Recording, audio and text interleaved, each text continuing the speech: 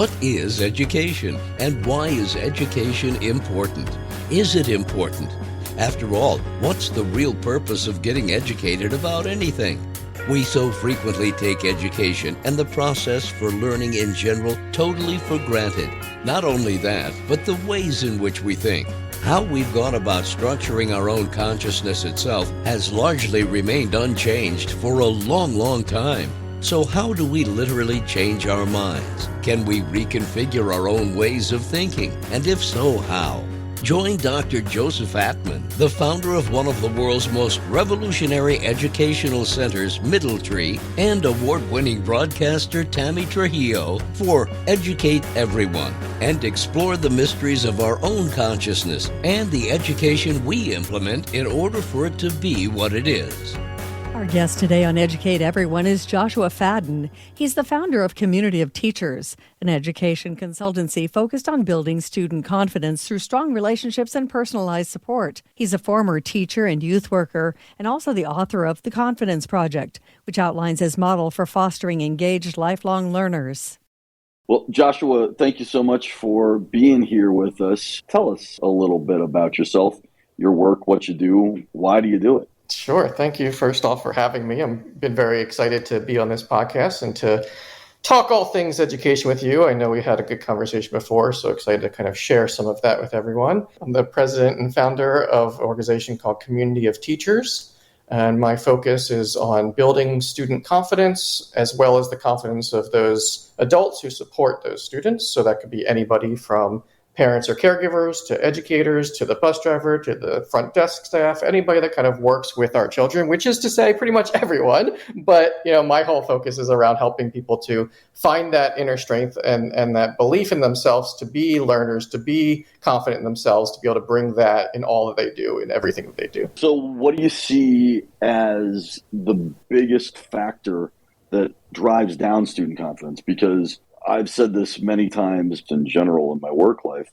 is that I am the product of someone who, as a student, really lacked a lot of confidence in myself and was almost, as I've kind of put it, like a victim, I felt like, of the general school system. And it's not really blaming that system per se. It's just, it didn't mesh up with me and who I was as an individual at that time, as a student and as a learner. So it's not to pass off blame per se, although I think there are so many things that the school system itself does. I know we talked about it, but it doesn't do as well as it potentially could. But it can't do those things given the way that it's set up. But I experienced this lack of confidence as a student. So now I would say maybe it's like the core issue that students have is confidence. Because, of course, when you're growing and learning and just developing as a young person, you don't have those skills. There's certainly some students that maybe are born with that, but generally speaking, and especially I feel like at school frequently is the first time you kind of get encountered with some things outside of your home life that you wouldn't necessarily be up against, out there in the world or in the school system that sort of provides a glimpse into that real world experience for young people and students at for the very first time. So what is it that you see that drives that lack of confidence in students in general? Sure. It's a great question. It's kind of, again, it's why I really do what I do, is because I started off as a third grade teacher in Washington, D.C. public schools. And I noticed, 8, 9-year-olds coming in my classroom and already having this persona or this identity about themselves where they're thinking in terms of what they can't do. So I always talk about my why was this student that I had who, my very first year of teaching, came up to me and basically said, within the first weeks, I know that I'm never going to be a reader, but don't worry, I'm not going to be a problem. And that's an 8-year-old saying this to me, and already having this ingrained understanding of I'm not something. And for me, learning and education, it's a continuum. It's not that you're not something, it's that you're not something yet, right? That famous idea of adding the word yet at the end of the sentence to give yourself the leeway and the freedom to think of the possibility, right? And so one of the things I did with students is try to find that pivotal moment of where it all began. What led you at 8 years old to say, I'm never going to be a reader, right? Because that's a message that she's heard, that had been reinforced multiple times that had come back to her to the point of now she's taken this on inside of her being as this is who she was. Mm-hmm. And so when you start to trace it back, it comes down to, okay, there was a moment in time where she came against a particular challenge that she wasn't able to overcome. And rather than saying, okay, you're not able to overcome this at this moment, let's come up with other strategies. Let's figure out how to help you to overcome that challenge, whatever it is. It was, let's move on, right? Because again, we talked about some of the factors within public school being, we have 20 some other students, 30 some other students in the classroom that we need to also focus on. So the fact that you can overcome this one particular thing right now, I might not, as the teacher, be 100% aware of that moment for you as well as you are aware of that moment for yourself. And so what a lot of the work that I do is helping students to find those moments of when you started to give yourself those messages, when you started to talk about in that negative self-talk, and help to really break it down and say, okay, what is a particular challenge and how do we now go back and learn to overcome it so that we can see ourselves differently, so we can be able to view ourselves as capable, so we can think of ourselves as having the ability to really focus in on that challenge and then move on from there, rather than having that constantly be an identifier for us. And again, I think as young people, you just don't really have those things in your toolkit, those coping skills. Everybody knows that old adage, well, young people's minds are sponge. Well, they pick up on everything, but the negative things too. And, when you're in this environment that's completely competitive, that pits you up against not only the work that you're doing and gives you an assigned grade at a certain point. I feel like schools have actually done a better job in the last decade or so of not assigning letter grades and whatnot for younger students. But there's still an evaluative process. And our kids are super smart. They're super perceptive. Right. So you can call it, and that's what whatever you want. You can give a letter grade, a sticker, or an animal or whatever. But kids are smart enough to realize, wait, everybody that got that particular whatever it is seems to be doing a quote unquote better job than I am. Right. And so even at young ages, kids are learning how to compare themselves and to be able to see themselves within a hierarchy, even if it's not necessarily specifically being reinforced. And that's not necessarily a bad thing per se, because we all kind of find our place on the ladder, whatever ladder that might be at some point. I think that the sort of wrong turn we make, either within ourselves or something that education doesn't do all that well as a whole and as a system, and this is, again, not a critique of teachers at all. But while we can place students somewhere in that ladder on that evaluative process, we have to make sure that people understand that that's not a permanent station, that there are ways by which you can pick yourself up by your bootstraps. And something that I've tried to preach here at Middle Tree for a long time is I don't really care about the results per se. Like, students don't have to all be straight A students. What they have to do is they have to give their best effort. So I'm far more concerned about effort than I am about the results. Because if you preach that can-do attitude and that spirit within students, then really you're teaching them that it's not about what they think of as an end product. I could tell you that I've failed an English class. I wound up to be, in honors English after a while I was in school, and then, go on to get great grades in that subject and throughout my academic career. So it's not a permanent place. It's not a permanent station. And if you can instill effort within students, then that's not only a life lesson, but you'll see results that sort of follow from that. So how do you teach effort, and how do you encourage effort? And you talked before about helping people discover their why and their purpose. Like, doesn't that all kind of play a part of it? Yeah, absolutely. I mean, they certainly go hand in hand. And I think for me, what I try to do is to help to make things relevant for the student and to help them to understand, why is this important to you? How is this going to impact your life? And if it's not a specific skill or a specific topic that they're in love with, that doesn't mean there's not things that you can be picking up on that are going to be transferable skills. And so one of the things that I'm often talking about is what is the skill that we're able to learn in this moment that we can use for life, just in anywhere we are, whether it's inside or outside the classroom. And a lot of the work that I do, it's focused on my challenge cycle. And so I created this model around helping students to overcome challenges. And it's all about helping students to, one, be able to name the challenge, right? The idea of name it to tame it. And being able to then, once you know what your challenge is, it's thinking through the steps and processes that it takes to be able to overcome it. And I always say, my goal is to help students go from, another challenge to, another challenge, right? Because if we start to learn to view these challenges as exciting opportunities, that's really where the beauty is. That's where the fun happens, right? And like to your point, it's not about an A, B, C, D, E, F, right? It's about thinking about how do I learn and how do I view every opportunity in my life as a learning experience that I can get something out of, regardless of what that is, right? If you don't even have a student or a child or an individual or even an adult who views themselves as capable or open to overcoming that challenge, guess what?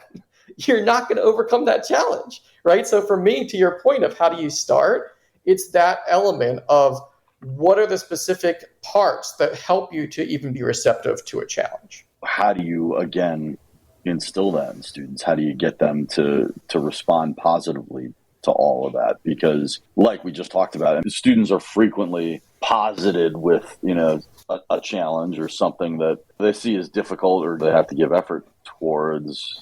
Yeah, they're not into it, especially today. Right, of course. It's kind of human nature. It's human nature. You can't pass this off as like a Gen Alpha thing or something. That's human nature, is to try and take the path of least resistance, right?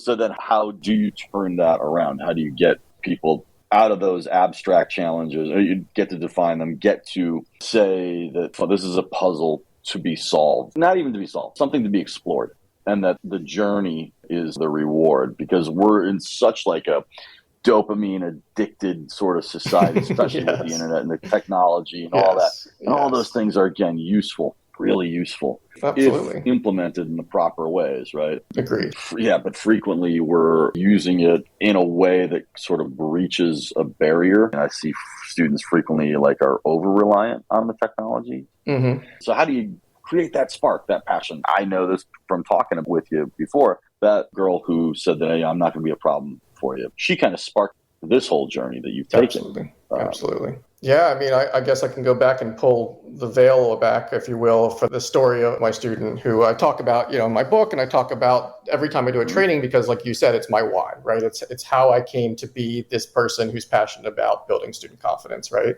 And so in the book, I let all my students choose their pseudonyms. And so she goes by the name Fran in the book. So we'll call her Fran here. And so one of the things I did with Fran was I started saying to her, hey, why don't you come and have lunch with me? Let's just chat. Let's just get to know each other. And of course, third grader is not really having that. So she was resistant at first to that, but then decided she didn't really like the lunchroom. And so acquiesced to saying, I guess I'll come in for, one lunch with you, but do we have to talk?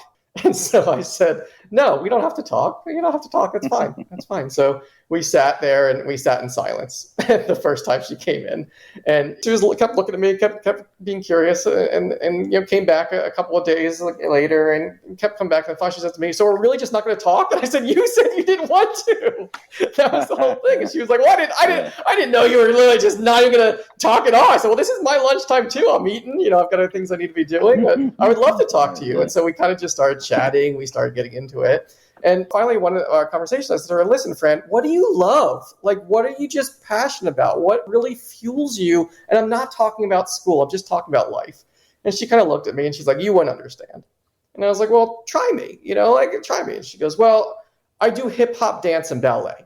And I was like, oh, that's amazing. I love going to ballet. I've been to ballet multiple times, and my ex-sister-in-law was a hip-hop dancer, so I totally love that world too. I just don't know as much as you, I'm sure. And she's like, you know about hip-hop and ballet? This is, I don't understand. This is crazy. And so I said to her, but again, I'm not an expert like you. It must be incredible. You go to your class and your teacher comes out, she gives you the whole choreography, and boom, you get it right away. You go up, you perform, and she looks at me, she goes, Mr. Faden, you're crazy. I've been doing this for years. I've been practicing 4 days a week since I was 2 years old. And so I was like, oh, you mean you've been practicing a lot with your dance? And she paused, and she's a smart kid. So she looked at me like, oh no. I think I might have just been trapped.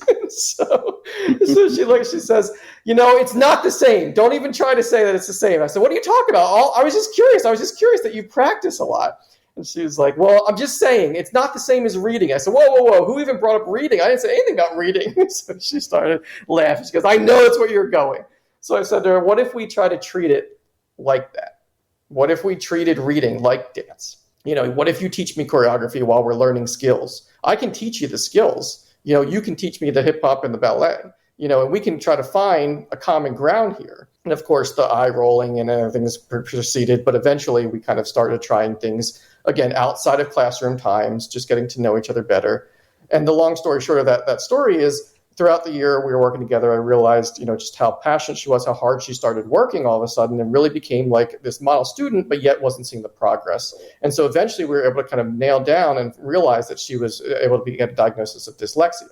And when we were able to kind of talk to her about, well, this is your superpower, right? This isn't something that's a negative thing. This is a great thing. Now we know how your brain works. And again, I'll never forget at the end of that first year of our time together, she came in on a kindergarten reading level, left on a first grade reading level. So again, moved a full year.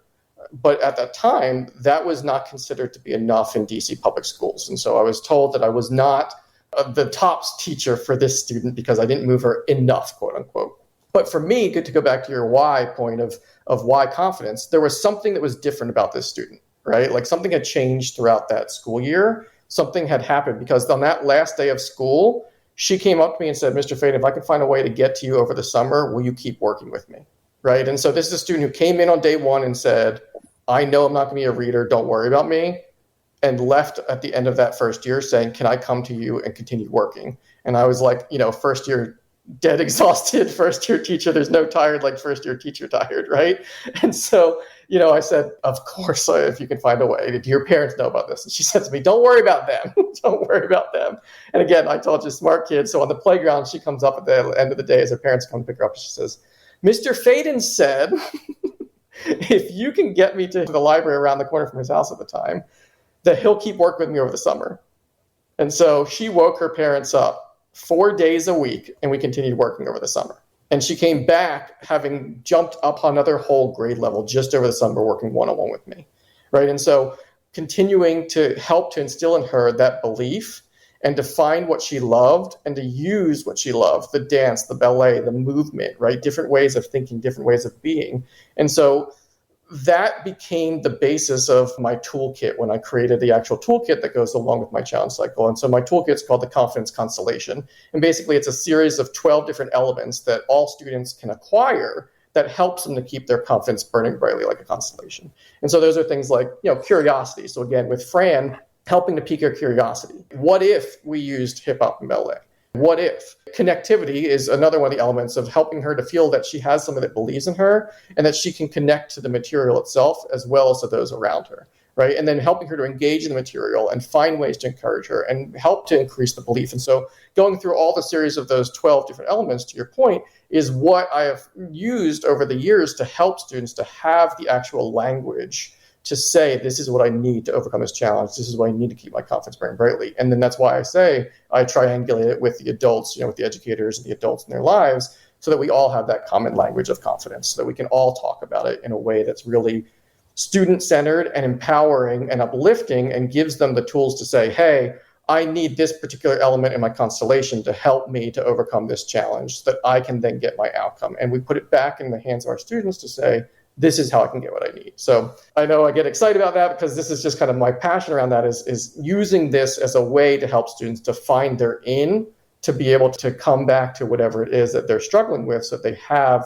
the tools and they have the language and they have the ability to then get what they need in their journey. And the Confidence Constellation handbook that you kindly gave to me when we met, and I've had on my desk here ever since, it walks people through all the things that you're talking about. And there's those 12 elements that you sort of alluded to and spoke a little bit about. It's curiosity, connectivity, engagement, encouragement, belief, satisfaction, clarity, certainty, acceptance, willingness, commitment, and excitement. What I often say when I'm doing like a training around this is I say I teach them linearly because that's how our brains work as humans.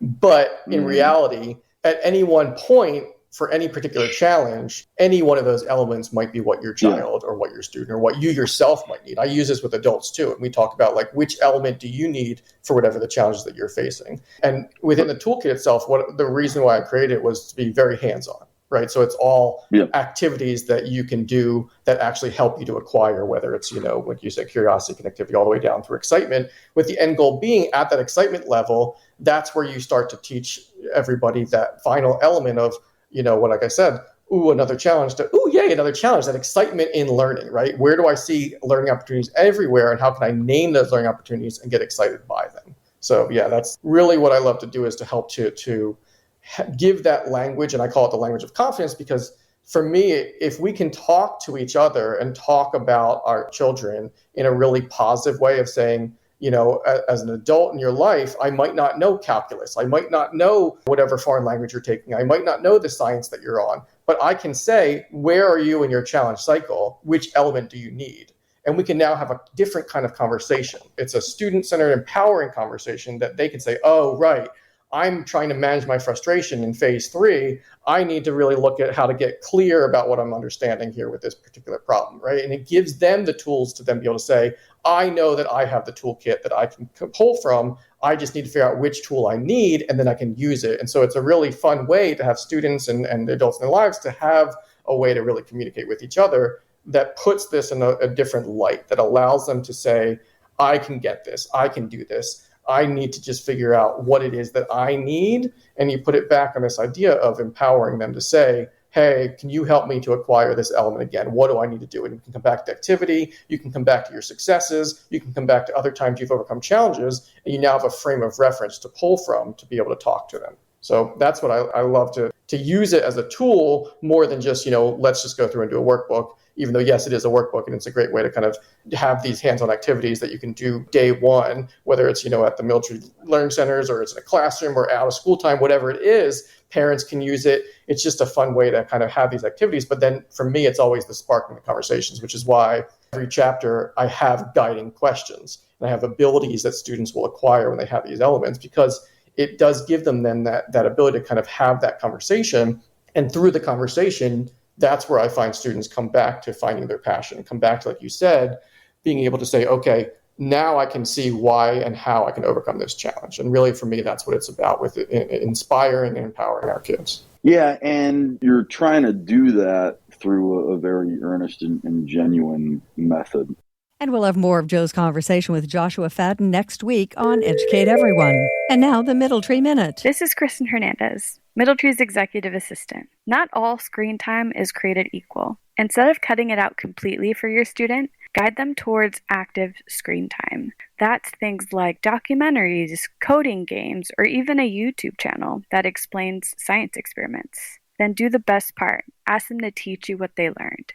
It flips screen time into learning time, and it feels way less like a lecture. And that's the Middle Tree Minute. And now a quick look into Dr. Atman's book, A Philosophical War. Joe, last time around, we talked about this word ontology. It's a new word for me and probably for a lot of people. Mm-hmm. So can you give us a little more info on that? Absolutely. And it's a big word with a very simple definition, actually. But philosophy loves to do this, right? It loves to kind of create its own language and talk about things in these sophisticated, highfalutin terms. But really all that it is, it's the study of being. We've talked a number of times about what is being. We take being for granted. Like, what is it to be, just in general? But the mission of ontology, the ontological pursuit within philosophy, generally breaks down to the question of what is it to exist? What exists? What's the nature of existence? And how are different kinds of being related? Are there hierarchical structures? What's the relationship with being to other being? We kind of talked last time about how we as human beings, and again, that's not an arbitrary label that we give ourselves. We have a very particular brand of being ourselves as humans. Dogs have a particular brand of being. Name something. There's a brand of existence.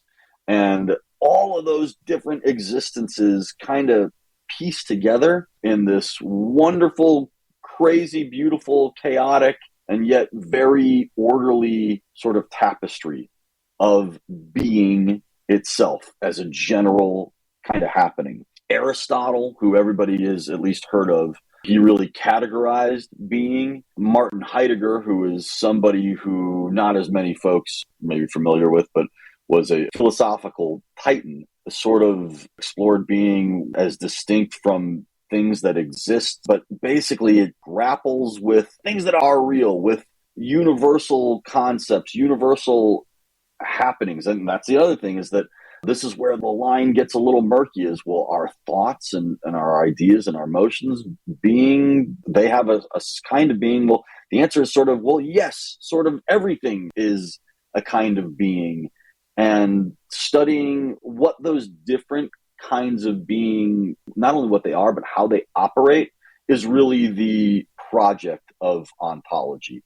And it's one of philosophy's great undertakings. It may be, and there's some people that would argue that it is really the only undertaking that not only philosophy pursues, but all of us in our various pursuits are really engaged in, because it's all being, it's all happening, but the actual process and form of ontology itself requires that we sort of take a little step back and just be an observer and look at what being is in and of itself. Thank you for listening to Educate Everyone with Dr. Joseph Atman and Tammy Trujillo. Join us each week as we explore the inner workings of our own minds and the educational system which builds and supports it. Also, check out our website at middletree.org to see what opportunities Middletree's programs can offer you or your student. And join us on social media. If you have any questions you'd like Dr. Atman to answer, please leave them on a post or send us a message, and you may hear them answered on the next episode of Educate Everyone. Until then, thanks for tuning in.